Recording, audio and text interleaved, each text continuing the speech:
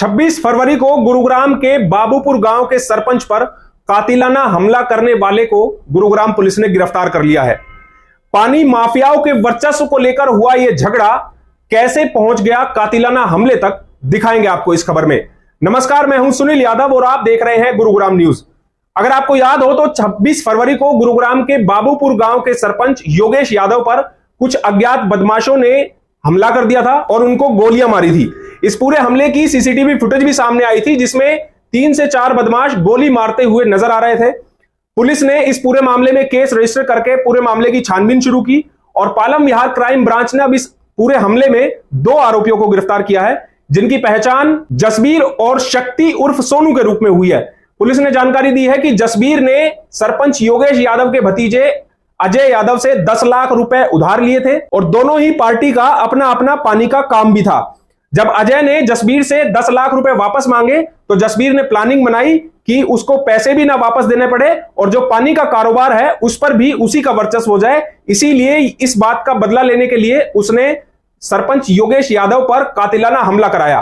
Police ने 2 आरोपियों को गिरफ्तार कर लिया है और पुलिस का दावा है कि जल्द ही बाकी आरोपियों को भी गिरफ्तार कर लिया जाएगा। ये 26/2/2022 को बाबूपुर के सरपंच योगेश यादव पे फायरिंग की गई थी, जिसमें कई फायर किए गए थे। 2 गोलियां उनको लगी थी और जिसमें घायल होके और वो हॉस्पिटलाइज हुए, जिसके संबंध में हमने शिकायत मिलने पर FIR 307 के तहत हमने दर्ज की और उसमें इन्वेस्टिगेशन की गई।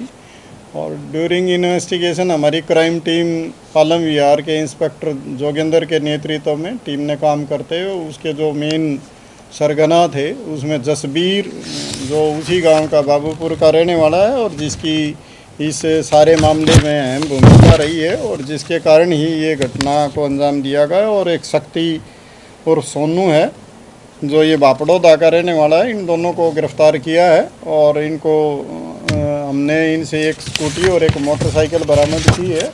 इन्होंने पूछताछ पे बताया कि जो सरपंच योगेश हैं, इनका भतीजा अजय है, उसने इसको 10 लाख रुपए पहले उधारे दिए थे और अब ये उससे पैसे वापस मांग रहा था, जबकि ये ज़बरदस्ती उसमें उसकी जो काम था पानी का और कंस्ट्रक्शन का, उसमें ज़बरदस्ती उसमें हिस्सेदारी चाह रहे थे 50% की और वो हिस्सेदारी देने को तैयार नहीं था। इसलिए इन्होंने इस गोली कांड को अंजाम दिया। हमने इन दोनों को गिरफ्तार करके अदालत में पेश कर दिया है और अब हम जो बाकी बचे लोग हैं इसमें उनके भी पीछे लगे हुए हैं और मुझे उम्मीद है बहुत जल्द हम उनको भी गिरफ्तार कर लेंगे। भतीजा, क्योंकि इनका कहना ये है कि भी वो पंचायत की गई थी इस संबंध में और उस पंचायत में योगेश सरपंच जो हैं उन्होंने भी कहा कि भी तुम्हारा कुछ बनता ही नहीं, तो इस पे नाजायज़ प्रेशर आप क्यों डाल रहे हो। इस बात को ध्यान में रखते हुए, रंजिश रखते हुए कि भी इन पे अगर प्रेशर बनाया जाएगा तो अजय प्रेशर में आ जाएगा, इसलिए इन्होंने इस गोलीकांड को अंजाम दिया। क्या अगला निशाना अजय था सर? हाँ, निशाना तो उनके पहले भी अजय था, लेकिन वो उनको नहीं मिल पाया और उन्होंने फिर सरपंच को टारगेट किया। हाँ, ये दोनों इनकी क्रिमिनल हिस्ट्री है। इन पे जसबीर पे 3 केस पहले के हैं और जो शक्ति है इस पे 5 केस पहले के हैं। ये कई केसों में इस तरह से शामिल रहे हैं। इनके ऊपर हत्या, लूट, डकैती, हत्या का प्रयास, मारपीट, अवैध हथियार रखना, इस तरह के केसेस। सर, उनमें ये जमानत पे हैं या फिर फरार चल रहे थे पुराने केसेस में? हाँ, उसमें मोस्टली में जमानत पे हैं, लेकिन कुछ एक में अभी वांटेड भी थे। बाबूपुर के सरपंच पर हुए कातिलाना हमले की वारदात ये दिखाती है कि गुरुग्राम में पानी माफियाओं का धंधा कितना फैल चुका है कि वो एक दूसरे की जान लेने के लिए उतारू है।